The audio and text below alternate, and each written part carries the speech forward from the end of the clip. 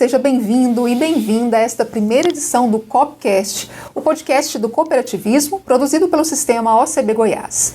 Esse é o nosso espaço para ser um bate-papo com pessoas relevantes para falar de assuntos que são de interesse do público cooperativista e, é claro, do público em geral, de interesse de todos os setores. O tema de hoje é um exemplo disso. Tenho certeza que interessa a todo brasileiro, do empresário ao trabalhador e de todas as faixas sociais. Vamos falar da reforma tributária. Quais os desafios para o cooperativismo e para o setor produtivo, para o desenvolvimento econômico do país? E o Copcast tem a honra de começar esse primeiro programa com convidados especialíssimos e que têm muito a contribuir no debate deste assunto. Eu estou aqui com o presidente executivo da Associação Pró Desenvolvimento Industrial de Goiás, a ADIAL, senhor Edival Portillo. Seja muito bem-vindo, senhor Edival. Eu que agradeço. Também divide esse espaço hoje conosco o superintendente da Laticínios Bela Vista, senhor César Elou. Seja muito bem-vindo, senhor César. Um prazer, muito obrigado pelo convite. Vai ser uma honra debater um assunto tão importante como a reforma tributária nesse dia de hoje. Também quero dar as boas-vindas à advogada tributarista Liz Marília Vec, sócia da Terra e Vec Advogados. Bem-vinda, Liz. Obrigada, Lídia. Vamos conversar bastante sobre esse assunto. E para fechar esse seleto time, está conosco aqui o anfitrião da casa, o presidente do Sistema OCB Goiás, senhor Luiz Alberto. Obrigada pela presença, senhor Luiz. Eu agradeço vocês que montaram aqui esse podcast e agradeço especialmente os nossos convidados. Os amigos César Elou e o Chequinho e a nossa advogada tributarista, Liz Marília. Que tenhamos um bom debate aqui. Então, e para você que nos assiste aqui pelo YouTube, já te convido a curtir nosso episódio de hoje e se inscrever no canal Goiás Cop Live. Gente, é uma honra tê-los aqui conosco nesse primeiro episódio e falando desse assunto tão importante que hoje é o que mais se fala, acho que no país, né? É a reforma tributária. Então, eu estava pesquisando e estava até vendo que todos os presidentes que comandaram o país desde 88 falam disso, né? Falam da importância disso e só 2 que realmente enviaram propostas, né, para a reforma no Congresso. Ou seja, são mais de 30 anos aí que a gente fala em reforma tributária e não sai do lugar, porque não se aprova e não se vai para frente com novas leis e propostas. Bom, hoje nós temos pelo menos 5 propostas tramitando no Congresso. São 2 projetos de lei e 3 propostas de emenda constitucional, a famosa PEC. As 2 principais que todo mundo tem debatido, né, são a PEC 45 de 2019 e também a 110 de 2019. Eu queria que vocês começassem analisando essas 2 propostas, porque é o que a gente está debatendo, que está indo para votação, né, em breve. Como vocês analisam essas propostas, se elas realmente atendem ao produtor, à classe industrial, enfim, todos que vão ser afetados por essas propostas. Podemos começar? Pode, claro. Bom, aproveitando o seu gancho aí, de historiar um pouco a história das reformas tributárias, né, que tentaram implementar no país, realmente nós temos certeza que é um assunto complexo, porque nossos tributos, né, nosso arcabouço de tributos no país, ele já, por exemplo, o ICMS já está completando quase 70 anos. E isso faz parte de um amadurecimento ao longo desse tempo todo, administrando ali ponto a ponto os segmentos econômicos do país. Então, o país é muito grande, tem diversidade muito grande de produção, de clima, de características regionais, e cada região teve, né, sua política de apoiar o desenvolvimento econômico e social através de políticas tributárias, incentivos fiscais e assim por diante. Então, realmente colocar uma regra nova, que é o que se propõe nessas 2 PECs, para mudar tudo da noite para o dia e achar que vai dar tudo certo amanhã, é muito simplista esse raciocínio. Então, isso nos preocupa muito. São cadeias produtivas com peculiaridades bem distintas e às vezes o mesmo segmento tem peculiaridades distintas na região sul, na região norte, nordeste, centro-oeste, e isso precisa ser observado. É o que os atuais impostos vêm observando e atuando ao longo do tempo. É complexo? É bem complexo. Dá para simplificar? O que nós temos? Dá também. Retirando obrigações acessórias, pensando exatamente numa simplificação do que já existe. o que nós podemos perder é a nossa competitividade de produção industrial no país e também atacar severamente, como propõem essas PECs, a cesta básica. Isso vai onerar muito, nós vamos discutir isso mais adiante, mas onera muito, e nós temos um país com 70% da população que ganha menos de R$1.000 por mês. Então, tanto medicamentos como alimentos e outros produtos da cesta básica serão impactados com um aumento do seu custo, um aumento do seu preço ao consumidor final. Por que sempre foi uma reforma tributária? Precisa aumentar a arrecadação. E hoje, mais do que nunca, principalmente com a aprovação do arcabouço fiscal, precisamos aumentar a arrecadação. O que é aumentar a arrecadação? Você tirar dinheiro da população e mandar para o governo. Quem que ganha com isso? O governo a curto prazo. Simplesmente isso, a curto prazo. Por quê? Você aumenta a arrecadação no começo, como tudo, daqui a pouco você para de arrecadar. Por exemplo, cigarro. Cigarro, um imposto altíssimo, né? A curva de Laffer. A curva de Laffer. 55% do cigarro consumido no Brasil é contrabandeado. Isso vai acontecer com tudo. Vão contrabandear carro, vão contrabandear leite, é tudo, vai ser assim, isso não tenha dúvida. Os bons economistas já traçaram isso, Isso já foi estudado, foi estudado há muito tempo.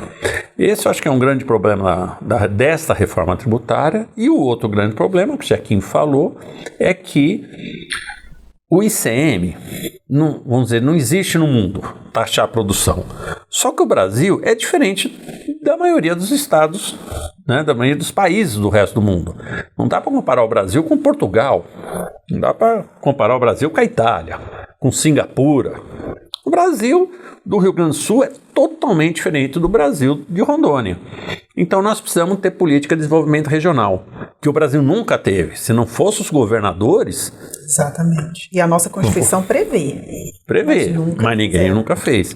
Então, se a gente acabar com o ICM, acabou o desenvolvimento regional. Quem que vai ganhar com isso? Os estados consumidores. Com o IVA aumenta a arrecadação do estado consumidor. São Paulo, Rio, Minas um pouco e acabou. O resto sai de todo o Brasil para esses 3 estados que já são ricos. Então, realmente é um erro essa reforma. Todo mundo acha que precisa ter uma reforma, mas para baixar imposto. Essa é só para aumentar a arrecadação. Bom, o que está posto hoje? Nós, de fato, temos uma Constituição que privilegia o Estado Social. Essa Constituição foi feita desta forma, privilegiando o Estado Social e, com isso, criando um volume muito grande de gastos. E como que esses gastos eles são cobertos? A ex-primeira-ministra da Inglaterra dizia: não existe dinheiro do Estado, existe o dinheiro do contribuinte. Você arrecadou e o Estado administra.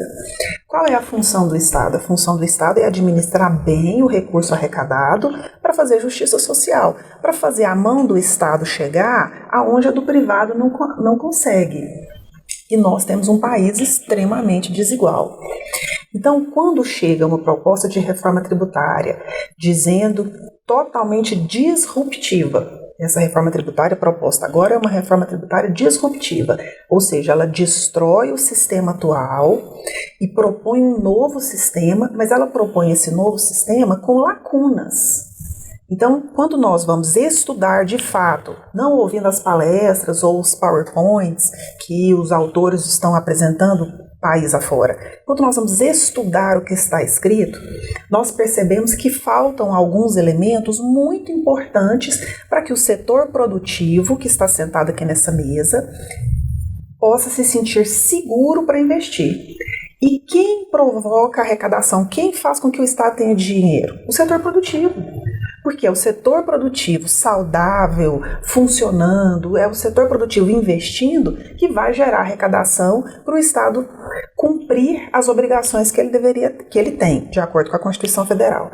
Então essa reforma vem e faz uma proposta, mas ela deixa lacunas do que, como que a situação vai de fato acontecer na prática. Então o meu olhar é jurídico. Do ponto de vista jurídico, quando nós analisamos as propostas que estão aí, as principais, as mais avançadas, nós temos uma série de perguntas que os autores não conseguem responder. Por quê? Porque eles retiraram da Constituição, na proposta deles, o que para nós é fundamental para que aconteça segurança jurídica. O direito, para ser seguro, ele precisa ser confiável, ele precisa ser previsível. Então, eles retiraram disso. Então, nós não sabemos. Existem várias questões que serão colocadas em lei complementar. Lei complementar que vocês já viram? Ninguém apresentou. Não apareceu ainda a lei complementar. Então, além dela ser disruptiva, ela ainda faz uma proposta de um salto no escuro. O que vai acontecer? Nós não sabemos. É um cheque em branco. É um cheque em branco, exatamente. Isso faz com que nós tenhamos um abalo na segurança jurídica. O que acontece quando falta segurança jurídica? Você tem expectativa de investir em um determinado local, mas não tem segurança jurídica de que as regras estabelecidas naquele momento vão ser cumpridas. Qual que seria a atitude mais inteligente? Não investir. Não investir. Então há um retrocesso no investimento. Nós somos um país muito desigual. As desigualdades são enormes e nós precisamos que o empresário esteja seguro para investir. Se ele retira o investimento, o gasto do Estado, que é esse que o presidente César falou, é um gasto que não cessa, ele não diminui, a menos que a gente tenha uma reforma administrativa, que eu acho que deveria ter vindo primeiro. O gasto do Estado não cessa e o investidor retira, como é que vai ficar? A conta não vai fechar, nós vamos ter um problema econômico grave no país, além do que nós já estamos passando. Então, é uma reforma que nos deixa muito preocupados dos caminhos que ela está tomando, né, da forma como ela foi proposta. Bem, eu também vejo, por esse viés, esse projeto de reforma tem trazido uma insegurança muito grande. Acho que a palavra é insegurança. Porque hoje nós temos um sistema tributário complexo, acumulativo, é como se fosse um cortiço, né? Mas a gente sabe exatamente onde chegar em cada coisa. Agora, se apresenta um castelo muito bonito por fora, uma simplificação, que realmente é uma simplificação, esse tanto de imposto, transformar em 2 impostos, mas não fala o que tem dentro. Então é exatamente isso que traz essa insegurança, porque tanto do ponto de vista do setor produtivo, quanto do ponto de vista da população em geral, porque a tributação é um custo muito grande dentro das empresas, então é uma variável muito sensível. Se um setor fica mais tributado, aquele investimento foge de lugar com muita facilidade, é a risco. Hoje a gente vê, o César sabe aí que ele tem fábricas em vários locais, ele vai aonde tem um custo menor. E isso para o estado de Goiás pode ser um prejuízo no médio e longo prazo terrível. Nós podemos estar condenados a continuar no máximo do tamanho que a gente está. O César estava me dizendo ali que 30% só da produção dele em Goiás fica aqui, que vende aqui. Então, num projeto de ICMS, de imposto no destino, ele vai para perto do consumo. Então, ele vai produzir 30% só do tamanho de Goiás. Então, Goiás vai ficar do tamanho que ele é. E essa que é a maior preocupação. A gente não sabe o que tem, qual o molho desse peixe aí, para a gente estar pedindo e comprando esse peixe. Então, eu acho que essa é realmente essa falta de clareza, né, numa possível simplificação, que parece boa a simplificação, mas a falta de clareza é que nos dá insegurança e não nos habilita a defender um projeto de reforma do jeito que foi apresentado. Eu queria complementar, se me permite, Luiz, que você falou na simplificação. Isso é uma mentira lavada. Por quê? Nós temos 5 tributos hoje: PIS, COFINS, contribuição PIS, COFINS, ICM, IPI e ISS. Eles vão virar 3, porque o IVA dual é o que deve ser apresentado, mais o imposto seletivo. Você vai pegar 5 impostos e transferir para 3. Eu não acho simplificação. Se você pega 20 impostos tem um detalhe. E fazer é simplificação. De 5 para 3? A proposta não fala imposto seletivo. A proposta, o artigo 152, fala impostos seletivos. Além de ser muito pertinente o que você colocou, César, tem uma questão de aplicabilidade dessa situação. Por exemplo, nós estamos falando de relacionar, ao invés de tantas cooperativas ou agroindústrias, para ter um contribuinte, o agricultor, todo o agropecuarista brasileiro, na base do sistema cooperativista, são fornecedores do sistema agroindustrial, das indústrias, né, do agro, eles terão que ter sua agenda, sua contabilidade, né, a partir da implantação desse novo IVA que eles estão dizendo. Agora imagina, ao invés de você relacionar com 300 cooperativas e elas fazem toda a parte contábil de emissão de notas, fiscal de emissão de notas, teremos 5 milhões de novos contribuintes. Isso não é simplificar, né? E essa transição também mesmo que seja de 5 para 3, tem 10 anos aí, que eles falam que em 10 anos seria, está muito obscuro também, como sim, tudo, sim. Mas em 10 anos teria essa migração para o novo sistema. Uma contabilidade dobrada. Serão 10 anos, ou serão 20 ou 30 de convivência com duas contabilidades, né? Contabilidade dobrada. Então, isso é muito... para completar essa questão da simplificação, porque eles falam, não, são 5 impostos, né, sobre o faturamento das empresas. Mas aquele tanto de impostos que nós temos, IPVA. IPVA, que é de carro. Agora vai ter IPVA do avião, do barco. Aí você tem uma canoinha de pesca, motorzinho 15 HP, você vai ter que pagar IPVA dela. Né? Nós temos IPTU. O ribeirinho do Amazonas. O ribeirinho do Amazonas vai ter que pagar. Aí você tem IPTU, ITU, licença. As empresas é licença da Prefeitura, do Meio Ambiente, do IBAMA, da Polícia Federal, do Exército. É um monte de licença que você paga, um monte de taxas que você paga. Isso não simplifica nada, só vai aumentar. Que todo mundo quer ser o quião. Sim. Então a Secretaria de Meio Ambiente já tem um dele. A Secretaria de Indústria e Comércio vai querer cobrar alguma coisa. Bombeiro dele. Então assim, a gente paga em torno de 30, 35 entre taxas e licenças diferentes desses 5. Aí você pega 5, transformar em 3 e continuar pagando as outras 35, eu realmente não vejo simplificação nisso. Então o principal fator de fazer uma reforma, que é a simplificação, nem isso vai ser... Não, isso eu falo categoricamente, é uma mentira. Isso é interesse particular de quem fez a reforma. Agora você falou num ponto importante aí que merecia a gente explorar, é a questão da informalidade, né? Quando você começa a aumentar demais a carga, aumenta a informalidade. Então essa pretensa simplificação aí pode elevar a carga tributária de determinados setores e aí aumentar a informalidade. Você lembra quando não tinha coisa mais sedutor que aquele imposto único? Não era sedutor? Só que para substituir tudo por imposto único tinha que ter um alíquota altíssimo. Aí o que ia começar? Ia começar tudo transações fora do banco para poder não pagar. Ou seja, tem que ter, por isso que eu digo, é muito sensível mexer com isso e realmente não dá para ser, como a Alice falou assim, disruptivo, né? Sim. Precisaria ser devagar, testando, acostumando, para a gente poder aquilatar, porque uma decisão errada bagunça todo o sistema econômico brasileiro, né? Mas é o que eu digo, Luiz, até hoje eu não enxerguei nenhum simulador, a não ser algumas empresas fazendo dos seus produtos, né, do mix de produto, mas o governo federal deveria lançar no portal um simulador por NCM. Então vamos falar de queijo, vamos falar de macarrão. O que vai impactar? Quanto é que vai subir o preço do macarrão quando implantar o IVA? Quando aprovar a reforma tributária, vai aumentar 30%? Vai aumentar 20%? Mas menos de 20% a gente sabe que não é. Então agora, isso vai fazer com que...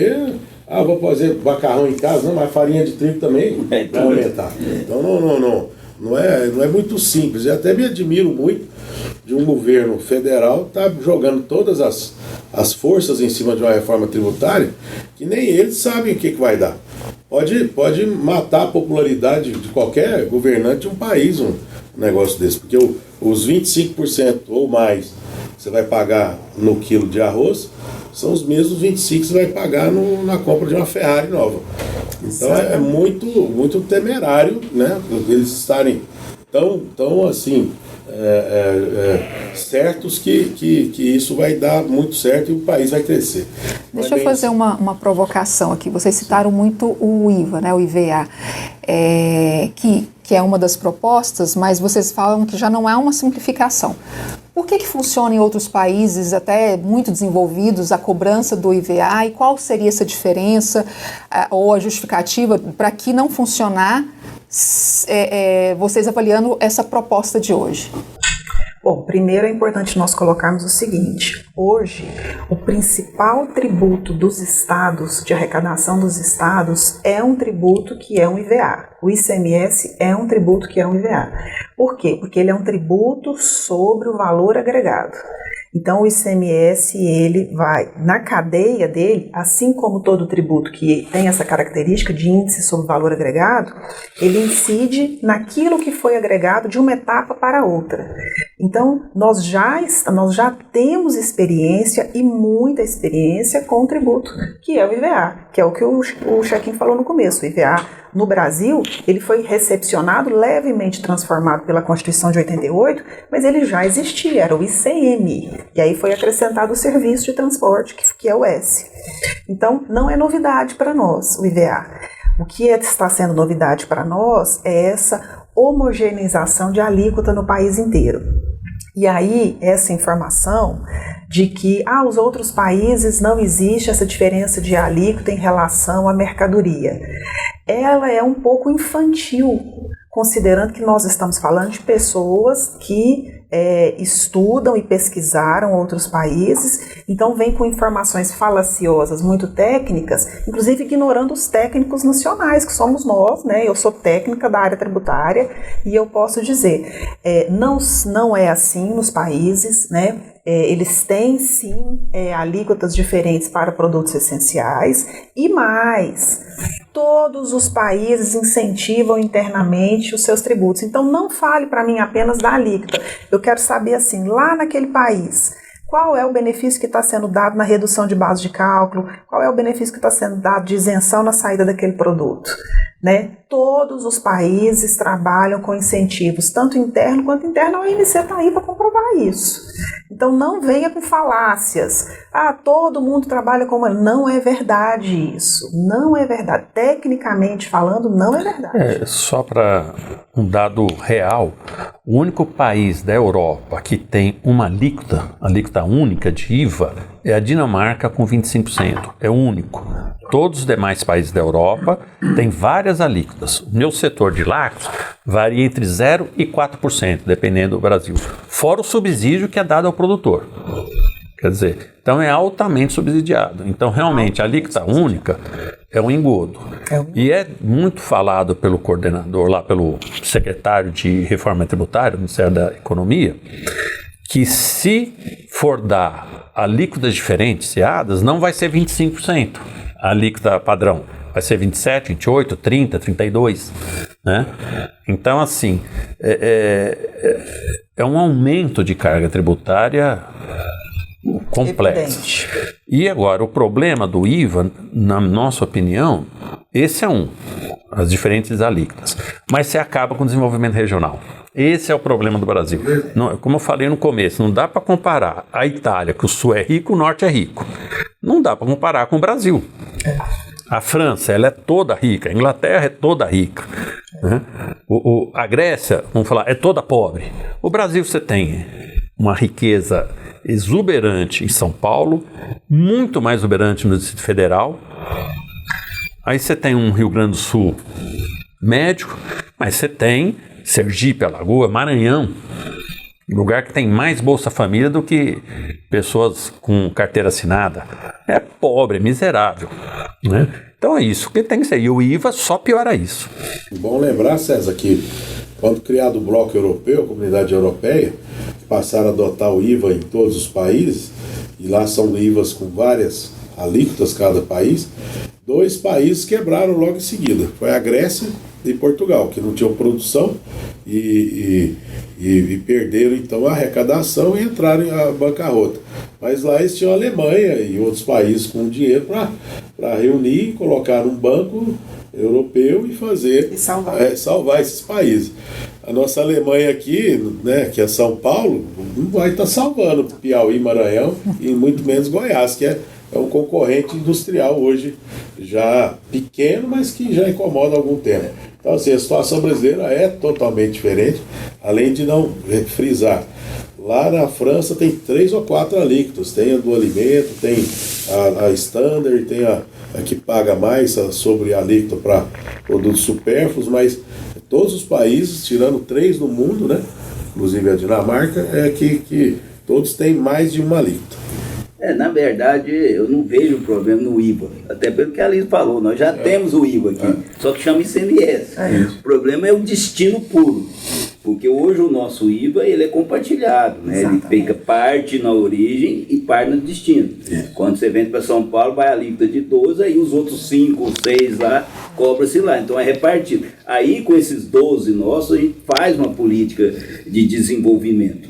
Se a gente tiver no destino puro, é aquilo que eu volto a falar, nós vamos ficar do tamanho que nós vamos. Então, o problema não é o IVA. O IVA é só uma forma, né, de fazer. O problema que eu acho é o destino puro. Porque aí quem tem o mercado consumidor é que vai ter o desenvolvimento perto dele para poder diminuir o custo. Porque o César, se ele vai vender o leite, ele não vai vender o leite daqui para pagar imposto lá e não tem como aproveitar. Ele vai ficar lá perto, senão ele tem esse custo desse transporte. Então, assim, além das questões mais específicas, né, de um setor, aqui tributa mais, aqui aumenta a carga, eu vejo o Estado mesmo, né, que é o Estado exportador líquido. O que quer dizer? Que ele produz mais do que consome. Então, se for no destino, nós vamos estar mandando imposto, exportando imposto do que está ficando aqui. Então, a gente precisa, e isso que eu acho que a preocupação do governador, eu acho que ele já entendeu isso, sim. Que tem além do problema de perder a autonomia de tributar, né, ele tem esse problema que talvez não afete agora o governo dele, mas vai afetar os nossos filhos, os nossos netos, porque o Estado tende a ficar do tamanho que está e São Paulo crescer e o Rio continuar crescendo. E o Nordeste também continuar, né? Eu acho que tem uma pergunta que nós precisamos colocar. Quem está interessado nessa reforma? Quem está interessado, quem está batalhando pela reforma, quem está falando bem da reforma hoje? E por quê? Eu tenho 2 suposições e coloco aqui para a gente falar. Primeiro, a PEC 45 estabelece, coloca em nível de igualdade, nós temos princípios na Constituição que são para garantir, proteger o contribuinte. Por exemplo, o princípio da igualdade, o princípio do não confisco. A PEC 45 coloca lá nesse local de igualdade de princípios o princípio da manutenção da arrecadação. Então, a arrecadação que existe hoje, mantida pelos estados, né, feita pelos estados, segundo a PEC 45, será mantida. Então, falaram para nós, o CONCEFAZ, que é o Conselho de Secretários, ele é a favor da reforma. Não me surpreende, considerando que será colocado na Constituição Federal o princípio de manutenção da arrecadação. Então, não me surpreende isso. O outro setor que tem batalhado firmemente pela reforma são os bancos. E quando nós percebemos num país paupérrimo como o nosso, como o Checking falou, com mais de 70% da população brasileira que ganha menos de R$1.000, que nós estamos agora subsidiando venda de carro popular porque a população não consegue acessar carro popular. Nessa estrutura que existe no Brasil, nós vamos fazer uma reforma para beneficiar bancos? E aí eu trago uma questão em relação à questão de bancos. Quando você oferece benefício fiscal para as empresas, qualquer tipo de subsídio, seja juros subsidiado do BNDES ou do FCO, seja incentivos fiscais para que a empresa tenha uma carga tributária reduzida e aí ela tem uma subvenção, ela não pega o que ela ganhou e distribui como lucro. Subvenção, ela faz o reinvestimento onde ela está. Quando o Estado dá esse tipo de subsídio para as empresas, o setor bancário perde força. Por quê? Porque o empresário não precisa ficar indo ao banco, Então o setor bancário precisa flexibilizar para que ele possa colocar o recurso dele à disposição, porque o empresário conseguiu se organizar a partir dos subsídios que o Estado deu. Quando você tira os subsídios, o que acontece? Eu preciso do banco, porque eu não consigo. E aí eu faço uma concentração bancária. Então o que vai acontecer, Lídia? Vai acontecer uma bancarização. Quem está ganhando? É importante a gente colocar isso. Quem está ganhando com essa reforma? Quem está lutando pela reforma? Quem estava na CBN há 3 semanas atrás defendendo a reforma? O vice-presidente da Associação Nacional de Bancos, que inclusive é o ex-presidente da Câmara. Estava defendendo a reforma. Então isso é importante colocar. Quando a gente descobre quem são os setores interessados, a gente começa a entender qual é o objetivo final. Essa é a minha provocação. Eu queria comentar numa live, esses dias de um banco, o secretário especial da reforma tributária, né, do Ministério da Economia, o Bernardo Api, foi questionado sobre exatamente os regimes tributários de vários setores. Falou, os únicos 2 setores que não vão ter alteração de tributação é o setor bancário e o setor de imprensa. Vão ser respeitados os regimes tributários atuais. Todos os outros setores, vou falar pelo meu, setor de lácteos, que tem nosso regime tributário especial, não vai ser respeitado. Nenhum outro. Tá aqui cooperativismo. Você tem cooperativa de banco, mas você tem muito mais cooperativa somente do agronegócio, de saúde. Esses não vão ser respeitados os regimes tributários. Só banco e imprensa. Aí você começa a entender quem que vai ganhar com isso. Eu queria, Sérgio, tocar num ponto que a Liz tocou, da questão da arrecadação. É provável que a arrecadação do Estado de Goiás vai crescer. Porque vai tributar tudo, vai aumentar ali, é provável. O problema é que vai crescer menos que o Brasil. É esse que é o problema. Você não vai acompanhar o crescimento do Brasil, porque outros locais vai crescer mais. Então o problema não para o secretário de Fazendas é interessante, minha arrecadação vai crescer. Mas o Estado em si, ele não vai acompanhar o crescimento. Igual naquela família que tem uns irmãos altão e o outro cresce, mas cresce. Não, e crescimento de arrecadação é contrário do que eles estão dizendo, porque se vai crescer a arrecadação é porque vai aumentar a carga. Então, a proposta não é simplificar. Uma reforma para aumentar, né? Mas aí a gente tem que analisar, né, Luiz, que mesmo que cresça ou que o fundo de compensação que eles dizem que será criado para complementar a arrecadação do Estado, aconteça, que a gente não acredita, mas vamos supor, eles falam num outro fundo que é do desenvolvimento regional. Agora, como é que eu pego um dinheiro público, chego nas indústrias, por exemplo, e falo, me passa a sua folha de pagamento, a sua conta de energia que eu vou pagar. Porque esse negócio de falácia de, vou fazer estrada, fazer ponte, isso não vai no custo de produção do produto final. Não vai não. Então é o seguinte, você quer saber o custo daquele produto, do seu SKU, do produto tal, que quanto vai subir? Vai ser competitivo com quem produz em São Paulo, em Minas, no Rio? Não. Então você vai parar de produzir. Você vai mandar a gente embora. O Estado vai arrecadar menos aí nas outras contribuições, 20 e tantas, né, César, que existe por aí. Mas, enfim, você vai descontinuar cadeias produtivas instaladas e migrá-las para outras. Nós vamos ficar plantando tomate aqui, mas não vamos fazer o extrato nem o ketchup. Exatamente. Nós vamos estar produzindo leite, soja. Você vai fazer só o tanto que consome aqui. O setor farmacêutico vai sair todo de Goiás. É verdade. Inclusive, pelas contas que fizeram, é importante colocar aqui. Ao aplicar, Lídia, a PEC 45 ou 110, na média de crescimento do preço, do custo do medicamento genérico é de 40%. E nessa situação vale a pena fechar a fábrica no Brasil e comprar produto pronto da Índia. Então, assim, você está derrubando cadeias produtivas. Por isso que eu fico admirado e perplexo de ver um governo apoiar um negócio que só aponta para esse lado. Acho que pensando só nos bancos, como, né, a analogia que eu faço, que banco não consegue segurar a economia do país. Banco é serviço, né? Banco é serviço. Quem segura é produção agrícola, mineral, indústria e assim por diante. Mas aqui nós estamos falando, então, quando vocês falam em derrubar cadeias produtivas ou a questão da regionalização, o senhor falou em fundos, né?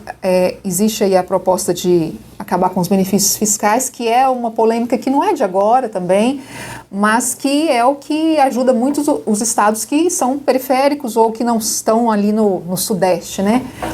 Queria que a gente falasse um pouco disso, né? Se esses fundos, o senhor falou um pouco já, mas esses fundos, eles são suficientes para substituir os benefícios fiscais ou por que outro caminho nós poderíamos ir? Eu quero só o que eu já falo há muito tempo, e depois nossos colegas falam mais sobre esse tema. Nós somos, Goiás é o 7º maior parque industrial do país.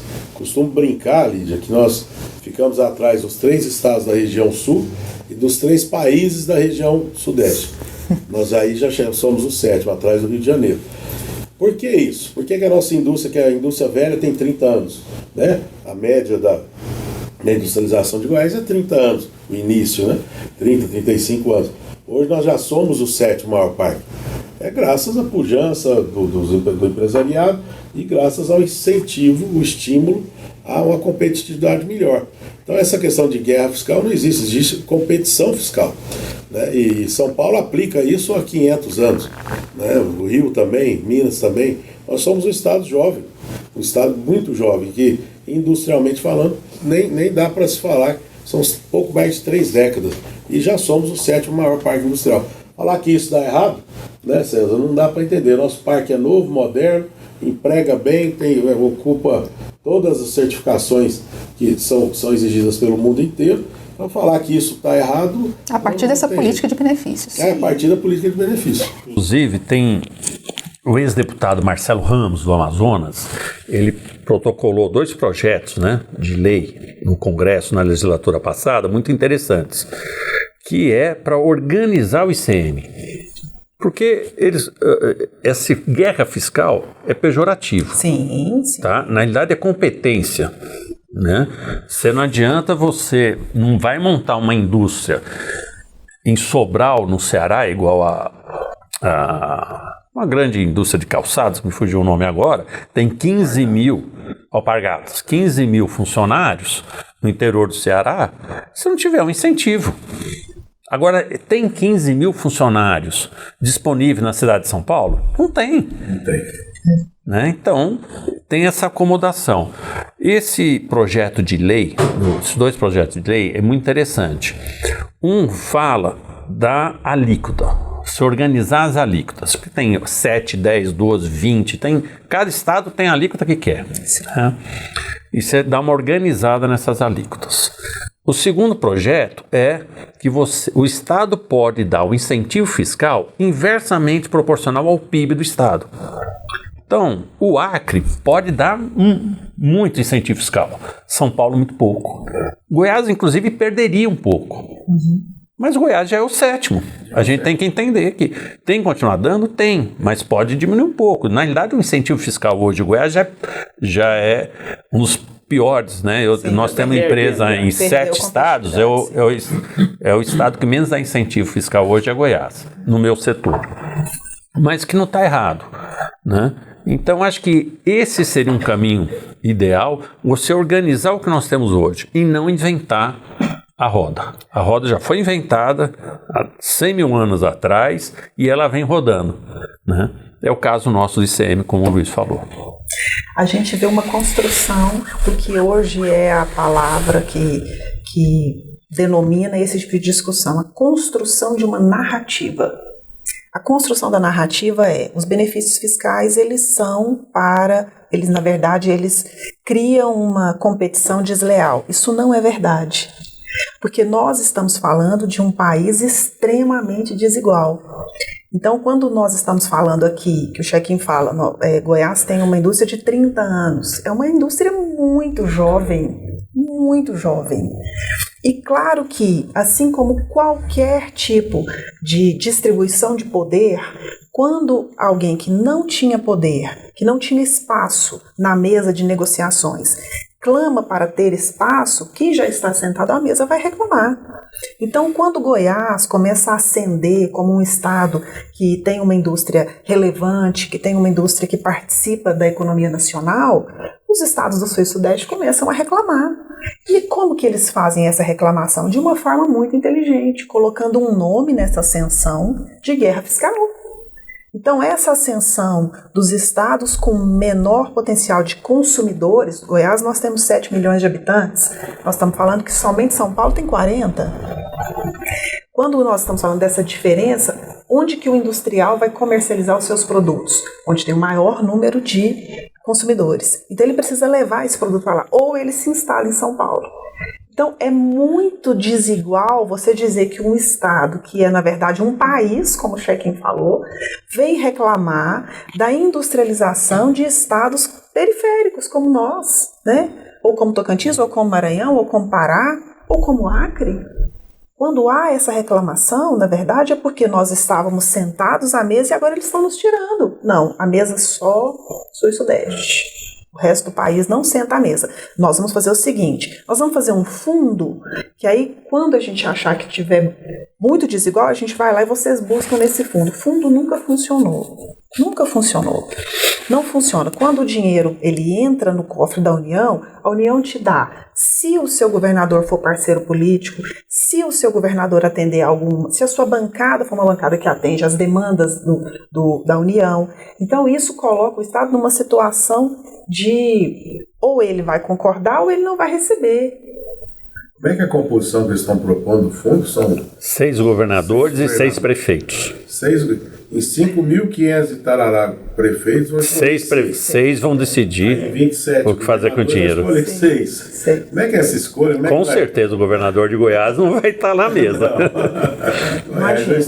Imagina. Mas essa talvez as 6 primeiras economias vão ser chanceladas. E as 6 grandes capitais. Exatamente. Essa questão de guerra fiscal, benefício fiscal, começou lá com o Fomentário, em 84. Né? Eu participei muito disso quando trabalhei no Produzir, no Fomentar, sempre teve aquela briga de São Paulo, briga no tribunal, e agora fizeram essa lei aí até 2033, e agora arrumaram uma maneira de acabar com isso sem escrever nada nessa reforma. É o princípio de destino, acabou. Não precisa escrever que é proibido, né? Acabou. Se o governador quiser dar lá no imposto que cai aqui, que vai ficar aqui, ele dá, né? Se não quiser, mas qual a ideia, né, de dar aqui? Então, assim, realmente eu vejo a maior preocupação é com o princípio do destino. Sim. Esse é que vai exatamente, e aí o César falou muito bem, pela discrepância que tem no Brasil, que tem 2, 3 estados, né, desenvolvidos, Rio, Minas Gerais, São Paulo, e o restante que depende muito dessas políticas para poder levar algum empreendimento. É o caso aí das alpargatas aí, né? Então, realmente, esse assunto aí vai sair com esse princípio de destino, ele vai sair da pauta. Não vai ter mais essa discussão. Isso acaba, essa guerra, esse termo vai ficar em desuso. É isso mesmo. E eu queria puxar um pouco para a questão até do agro, né, que é o nossa maior atividade aqui no estado, pensando ali pela essa redução proposta, né, existem estudos, e aí eu cito do Instituto Pensar Agropecuário, IPA, que mostra que essa proposta pode ou vai aumentar consideravelmente, né, diferente do que se diz a proposta, a carga tributária do setor agropecuário e, claro, do custo da produção ali em si, e aí, lógico, afeta também a agroindústria, né? E esse mesmo diagnóstico, ele falou da inviabilização da produção de diversas cadeias agropecuárias. Principalmente sobre os médios e pequenos produtores. Eu queria que vocês avaliassem isso, porque para a gente seria talvez um impacto até maior do que em outros estados, ou parecido com alguns estados, mas diferente ali desses estados que nós estávamos falando do Sudeste. Como é que vocês avaliam para esse setor? Veja bem, Lídia, o pequeno produtor ele vai ter que fazer sua escrita fiscal, vamos dizer assim, né, sua contabilidade. O pequeno produtor ele adquire menos, um percentual, proporcionalmente, menos insumos no mercado do que o médio e o grande. Portanto, se eles estabelecerem uma alíquota de 25%, por exemplo, e ele compra pouco, então ele tem pouco crédito de entrada de impostos, ele vai pagar a alíquota quase cheia.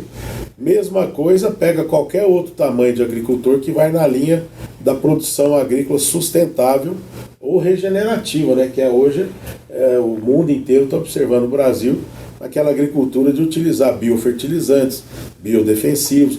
Esse, então, produz boa parte dos insumos na própria propriedade por ele mesmo. Então, ele tem muito pouca entrada, muito menos entrada de notas fiscais, de aquisições fora da fazenda. Também vai pagar uma alíquota final mais alta do que produtores convencionais. Então, mexe totalmente no setor. E eu vou só citar mais um exemplo, já desencadeando para a agroindústria.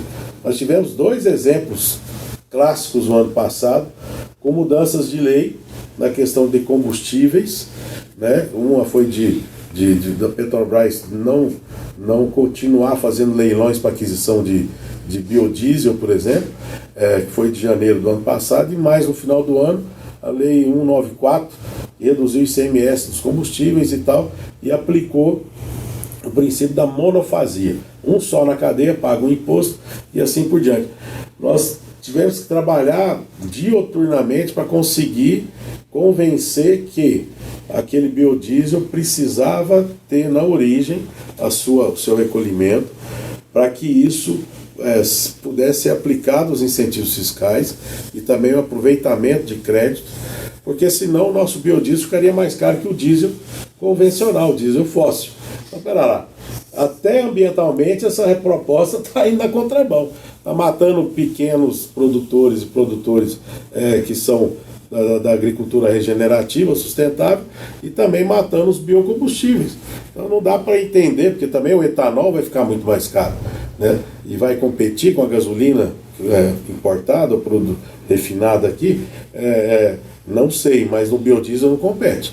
Então você já está quebrando uma cadeia de soja.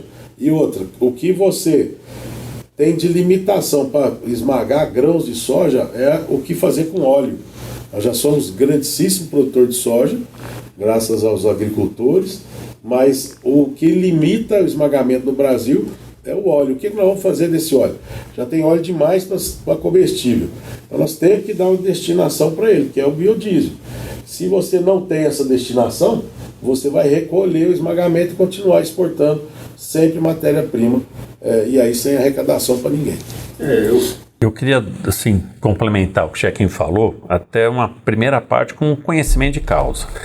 Nós temos no Brasil quase 10 mil produtores de leite. Mais ou menos 70% a 80% é da agricultura familiar. Ele vai ter que escolher, ou ele come, ou ele paga o contador. Porque a renda dele é muito pequena. Tem muito, principalmente no sul. Você falou o caso de Goiás, mas no caso do sul, a agricultura familiar é muito grande. Quem produz leite é a esposa e o marido. Isso. Né? Quando muito, um filho. Eles têm que optar. Ou eles comem, compram arroz e feijão, ou eles pagam o contador. O que vai acontecer? Vão sair da atividade. E eu tenho um outro exemplo gritante também, que é o exportador. Que o exportador fala, eu não pago imposto. Tá bom, mas quando ele comprou óleo diesel, ele comprou trator, ele comprou um monte de coisa, ele pagou 25%, que ele vai acreditar. Aí o governo fala, não, mas eu vou devolver rápido. Não tem uma lei escrita falando por que vai devolver rápido. Vou dar um exemplo nosso.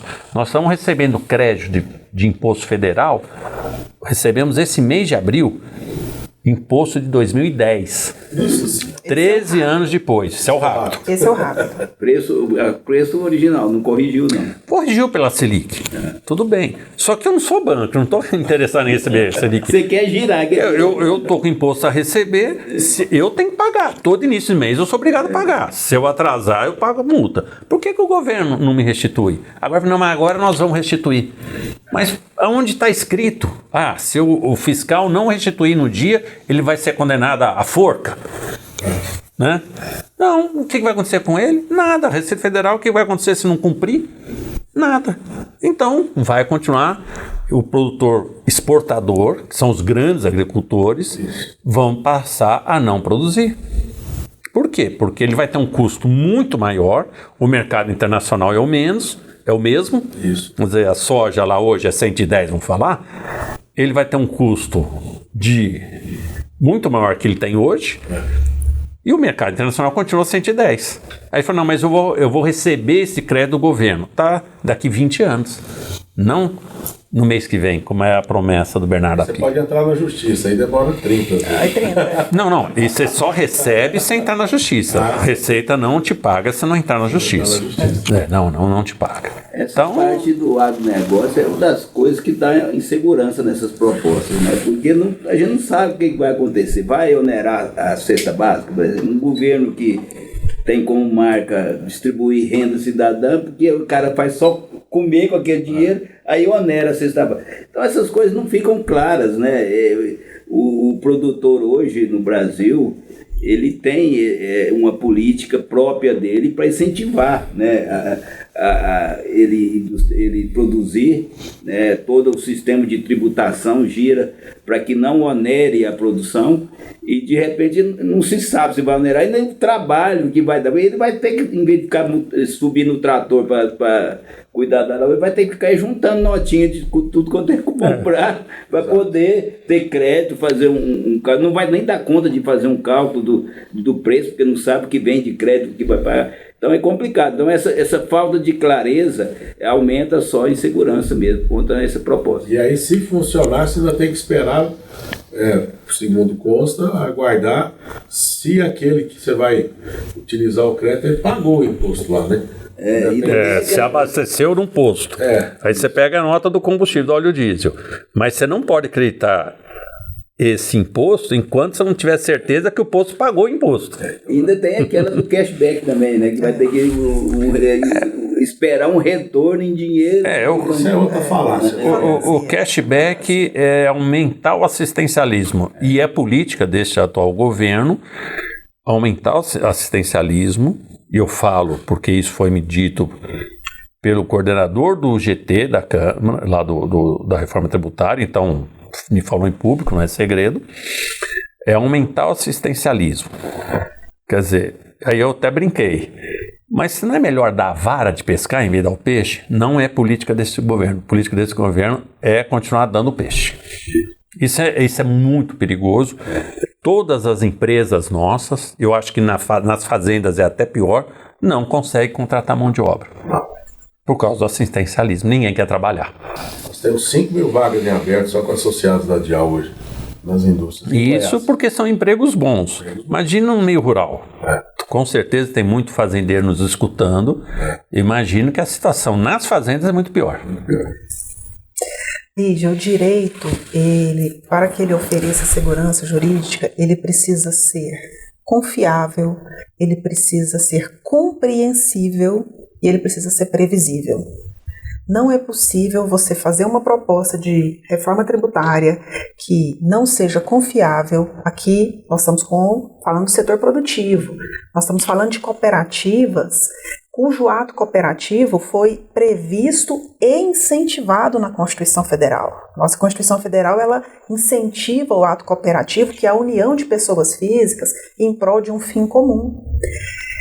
No entanto, você traz uma proposta que ela não é confiável, o setor produtivo está aqui assentado, desconfiando, sem respostas, ela não é previsível, nós não conseguimos prever exatamente o que vai acontecer, quando que há uma proposta de que o crédito tributário será devolvido. Quando? De que forma? Hoje isso não acontece. Vai mudar completamente? A estrutura jurídica, administrativa, né, do Estado vai mudar completamente? Nós não acreditamos nisso. Então não é confiável, não é previsível e não é compreensível também. São os pilares para que algo tenha segurança jurídica, é que nós possamos antecipar, possamos confiar e possamos compreender. E um dos princípios da administração tributária é a transparência. Então, essa falta de transparência de motivações, essa falta de transparência de informações, a propositura de uma reforma tributária disruptiva que não traz as respostas, porque deixa lacunas para que seja colocada em uma lei complementar, que estabelece um conselho de devolução de recursos arrecadados do contribuinte, administrado por 6 governadores, um país de 27 unidades, 6 governadores vão decidir quando, como, de que forma. Então, quem está interessado nessa mudança dessa forma? Quem está interessado que seja feito dessa forma? Né? Por que nós não estamos percebendo que eles estão ouvindo aquilo que o setor produtivo está falando e tentando colocar no setor produtivo, colar no setor produtivo uma narrativa de que, na verdade, o setor produtivo está reclamando para perder privilégios? O setor produtivo mantém o Estado. A arrecadação venha do setor produtivo. O Estado não gera dinheiro, ele não tem um pé de dinheiro. O setor produtivo é que mantém esse núcleo familiar que produz a quantidade de leite lá do interior do Rio Grande do Sul. É essa pessoa que mantém essa roda girando. Então, quando nós percebemos que vem um setor de prestação de serviço, assentado na Faria Lima, em São Paulo, interessado nessa reforma, que bancou a estrutura dessa reforma, e nós percebemos os grandes veículos de comunicação defendendo essa reforma, eu acho que nós precisamos questionar quem, na verdade, está ganhando com isso. Simples assim. Você tocou num ponto importante que a gente precisa falar, né, presidente, do ato cooperativo, que é uma das preocupações para o nosso setor, principalmente porque ainda não há exatamente a previsão. Eu queria que o senhor falasse um pouquinho disso, presidente. Qual que é a preocupação das cooperativas nesse momento? É importante se diga que a questão do ato cooperativo acaba sendo uma questão não mais voltada ao cooperativismo. Até porque o dia o Chequinho me deu uma puxão de orelha, vocês fica focando no particular e o geral passa. Mas na verdade ele tem razão. Quando a gente foca no ato cooperativo, a gente não está aprovando o restante. É que o ato cooperativo, ao contrário da reforma, é uma coisa que a gente, se passar uma reforma, a gente quer consertar. Porque hoje falta um maior esclarecimento do que seja o ato cooperativo. Só fala na reforma, na Constituição, em adequado tratamento tributário. E aí o adequado tratamento, cada legislador, cada fiscal interpreta do jeito, isso causa muitas ações na justiça, fica muito judicializado essa questão. Então a gente quer, se for sair mesmo a reforma, colocar dentro dele esse esclarecimento, né, do que seja mesmo, para que não haja dúvida. Então ele não é um problema que vem na reforma, é um problema que a reforma, nisso sim, pode resolver. Mas isso é uma coisa, realmente é um caso, é uma característica do modelo cooperativo. Agora, quanto ao resto, a gente coaduna aí com todas as preocupações do setor produtivo, e realmente isso é o mais importante, e de uma maneira ou de outra a gente tem que tratar o ato cooperativo, mas não precisa estragar toda uma estrutura. Eu gostei muito dessa palavra que a Alice falou, de disruptivo, né? Mexer no sistema tributário tão drasticamente é muito perigoso, porque isso pode bagunçar todas as cadeias produtivas, bagunçar o modelo de desenvolvimento do país. Então, assim, a gente até já partindo até para sugestões, eu acho que essa coisa precisava ser fatiada, devagar, sem pressa. Começa lá no federal, que exatamente, que é onde que, né, dá o exemplo. Começa no seu. Dá o exemplo. Depois vamos devagarzinho, testando. Eu acho que tem muito a melhorar, mas não pode ser assim de uma vez por todas. Eu queria, vamos desalertar, e você está bem consciente do ato cooperativo, porque a gente escuta falar, não, vai ser respeitado. Mas nunca escreveram nada. O que vai ser respeitado também nunca escreveram. Então tem chances, porque o que acontece? Como eu falei no começo, a ideia da reforma é aumentar a arrecadação. Opa, o cooperativismo não está arrecadando igual os outros, é privilegiado. Vamos taxar eles. Isso eu vou falar, eu tenho certeza que está passando na cabeça do legislador. É aí que nós vamos, né? Isso é uma coisa que extremamente importante que a OCB tem que se preocupar. E é interessante, César, porque na verdade pensa-se que o cooperativo é privilegiado e não é. É só o modelo que só onde arrecada que muda. Exatamente. A cooperativa. Explicar, inclusive, o que é o ato cooperativo. Na verdade, a cooperativa, na verdade, eu chamo até que é uma ficção. É como o Estado, é uma ficção, são vários cidades juntas. Então é um elemento neutro, ela só existe aquela figura para organizar vários cooperados, né, para ter uma empresa que possa ganhar escala. Então, como não dá para fazer sozinho, faz junto. Então ela é como se fosse uma secretária daqueles cooperados. Então, se você tributar tanto no cooperado quanto na cooperativa, você está tributando duas vezes, né? Então, o ato cooperativo é exatamente isso, que ou você tributa no cooperado ou na cooperativa, né? Para que não haja essa bitributação. Em alguns setores é bem respeitado, outros não são, e vira essa balbúrdia aí. Mas você tem razão. O que passa na cabeça das pessoas é que o cooperativismo é privilegiado em termos de tributo, e não é. Por exemplo, quando você recebe uma sobra na cooperativa de crédito, ela é tributada. Lá na sua empresa, o dividendo não é tributado, porque é tributado na sua empresa. Então é só uma vez, ou um ou outro, né? Se bem que isso também corre o risco de, nesse arcabouço aí, para aumentar a arrecadação e aumentar a despesa, tributar também os dividendos. E o ato cooperativo, por que ele é incentivado na Constituição Federal? Porque o ato cooperativo, o próprio nome já diz, são pessoas físicas que resolveram, vamos correr o risco juntos. Né? Tem uma finalidade comum, nós vamos correr o risco juntos, vamos colocar o nosso capital a risco juntos, estabelecer regras, né? Ele é muito regrado, ele é muito fiscalizado, mas aquele risco ele é um risco comum, não é um risco de uma só empresa, né? São várias pessoas físicas que talvez não conseguissem fazer sozinhas e elas se unem para poder produzir algo juntas.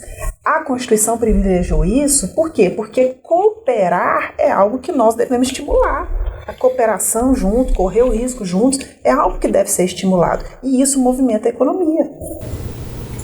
Só no agronegócio, 50% do agronegócio passa na mão da cooperativa. E antes da gente finalizar, eu queria trazer aqui a questão do IBS, né, o chamado Imposto sobre Bens e Serviços, que seria alterado sobre o ISS, o atual ISS, né? Queria que vocês avaliassem como é que isso pode afetar a tributação dos prestadores de serviços autônomos, porque a gente falou muito de empresas, né, maiores, a gente fala também dos profissionais autônomos. E você pode falar um pouco disso? Esse sai do mercado. Então é informalidade geral. Nós voltamos, Lídia, quando a gente trata dessa questão, nós voltamos para a discussão das motivações. Quando você pergunta para o secretário da reforma, informa, né, a prestação de serviço terá um aumento exponencial da sua carga tributária. A resposta que eles dão é porque o pobre não utiliza serviço, o pobre utiliza mercadoria, ele precisa de mercadoria. Essa é a resposta que eles dão, resposta pública. Né? Ele come, mas não passeia. Ele come, mas não passeia, exatamente. Inclusive, até um desconhecimento, eu quero supor, para não dizer que, na verdade, isso é um ardil, existe até um desconhecimento, por quê? Porque a Constituição Federal, a distribuição de energia, ela é feita através da prestação de serviço de distribuição. O alimento chega para o pobre através da prestação de serviço de transporte. O pobre acessa o SUS através da internet da sua casa, é como ele faz o agendamento. A internet é uma prestação de serviço. Então, assim, é um pouco, na minha cabeça, além do fato de eu entender que ele está ali, numa posição de defender o setor bancário, que não entra na reforma, como o presidente falou, Quando ele ataca a prestação de serviço com esse tipo de alegação também, para mim é algo elitista. É uma avaliação elitista deles. Então, na cabeça deles, nós temos que oferecer para as pessoas com menor capacidade de compra apenas o arroz e feijão, que já não vai chegar lá do mesmo preço, né? Então, existe essa proposta da PEC 146, né, que traz uma tributação sobre bens e serviços e, no entanto, dentro dessa mesma visão, eu acho que existem pontos que nós precisamos trazer, que o presidente Luiz falou. Já tem propostas em andamento. O César comentou das propostas do ex-deputado Marcelo Ramos. Já tem propostas em andamento para alterar e melhorar o sistema atual. Vamos fazer isso. Vamos começar por essas etapas. Vamos começar pelas propostas que estão aí, que já estão em tramitação, que alteram o sistema atual, mas sem romper com ele completamente. Queria completar essa questão do profissional autônomo. Vamos lá, médico, dentista, jardineiro, advogado. A maioria já te pergunta se quer com recibo ou não. Isso todos nós, né? Você vai no dentista, é R$1.000, mas sem recibo eu te faço por 900. Agora, como vai aumentar, triplicar o imposto, ele nem vai te perguntar, falar, se você quiser tratar comigo é sem recibo, sem nota. Não tem porque... Aí volta para a questão da informalidade. Se eu quero a nota, o que eu vou fazer com esse crédito? Eu sou pessoa física, se fosse a minha empresa, ela acreditaria. Eu, pessoa física, não acredito. Olha só a barbaridade. E as pessoas que pensaram nessa reforma esqueceram que 80% a 90% dos negócios entre os brasileiros são pessoas físicas. Empresa tem muito pouco, né? Então é um tiro no pé. A informalidade vai ser gritante. Certo. Hoje ele não quer dar o recibo só por causa do imposto de renda. Com essa reforma ele não vai dar por causa do imposto de renda e do IBS. Do IBS de 25%. E ele não vai ter. O que ele vai comprar para acreditar? Por exemplo, o médico. O que ele vai comprar? A gasolina do carro dele, caneta, o aluguel da clínica. Um blocozinho de anotar. É complicado. O setor de serviço o mais penalizado. É o mais penalizado. Voltando ao começo, só para já estamos caminhando por finalização, né? Mas o que isso, tudo que nós falamos aqui traz, que é o que o Luiz e todos comentaram, insegurança. O país vem desde 99 com um sistema de metas de inflação, lei de responsabilidade fiscal, reforma trabalhista, reforma previdenciária, teto dos gastos, que agora já explodiu de novo, com esse negócio do arcabouço fiscal, questão do marco regulatório de saneamento, independência do Banco Central, lei de liberdade econômica. Tudo isso fez com que o país passasse até por uma pandemia, como o mundo inteiro, ainda crescer bem no ano passado.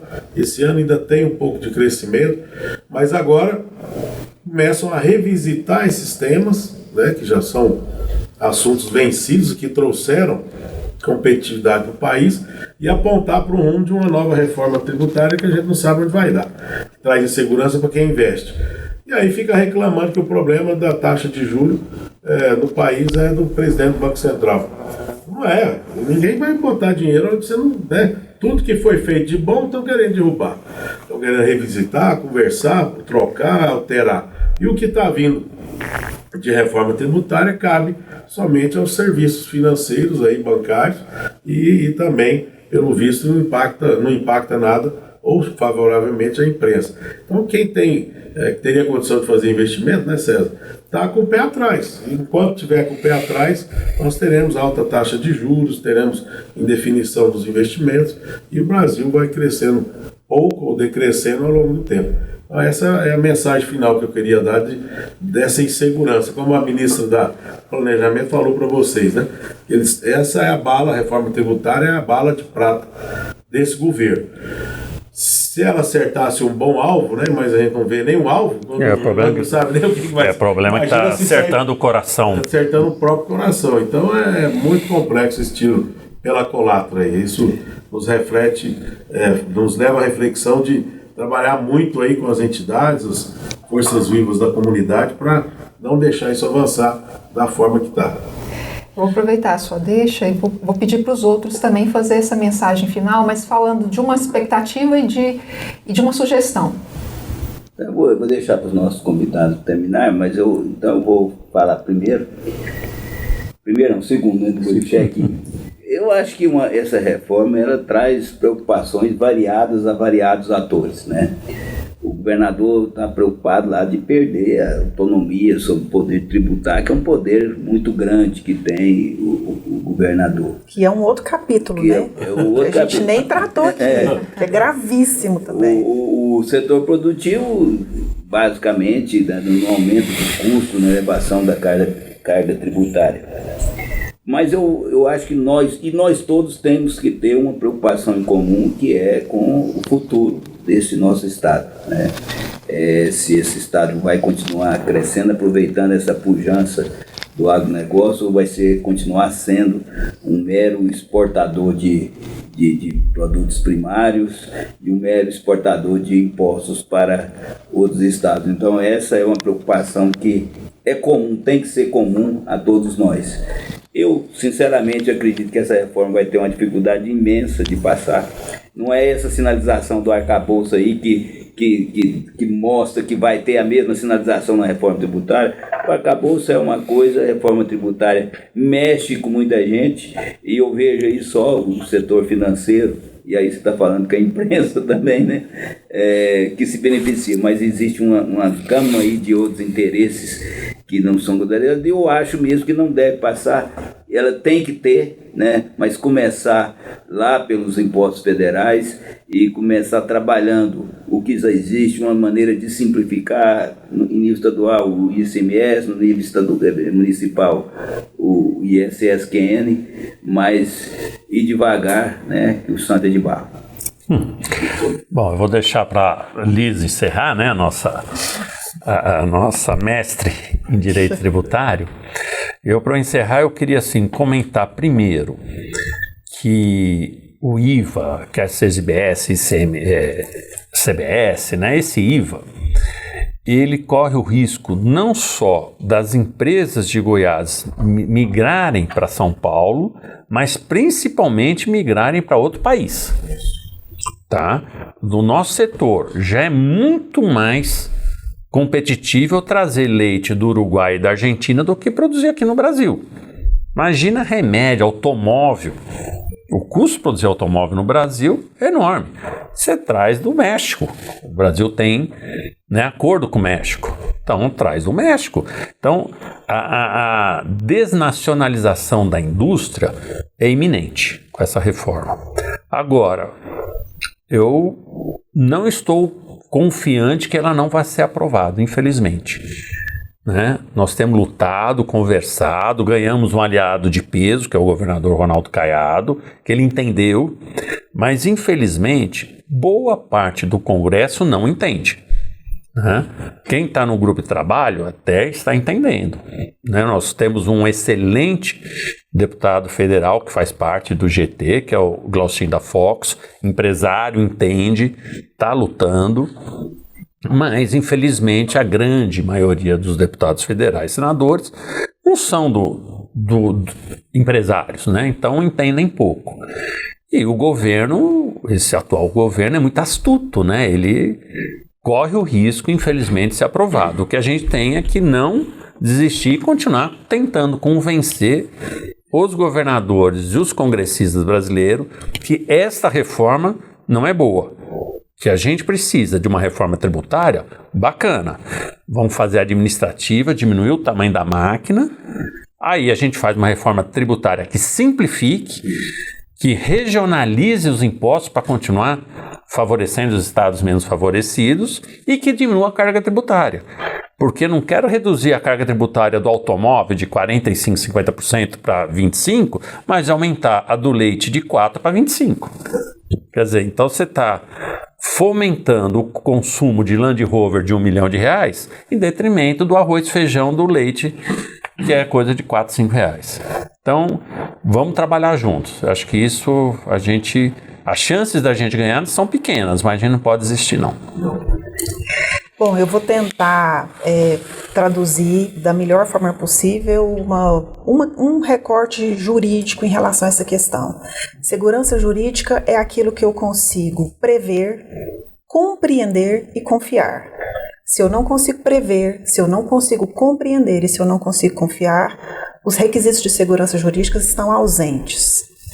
Quando nós estamos diante de um grupo que fala que vai retirar completamente benefícios fiscais, e quando começa a se dizer que subsídios fiscais ou subvenções para investimentos são para beneficiar, eu estou retirando a alternativa que o Estado usou, o instrumento que o Estado usou para incentivar as regiões mais afastadas na ausência histórica de uma política de desenvolvimento regional. Estou retirando esses subsídios e estou colocando as empresas completamente reféns de um único setor, que é o setor bancário. Então, se tem um setor que ganha com essa reforma, é o setor bancário. Num governo que tem uma proposta de assistência social, dar essa bancarização, esse poder completo para os bancos, não é uma alternativa que me parece social. Então, nesse caso, nós precisamos enfrentar as motivações que estão por trás dessa estrutura de reforma tributária.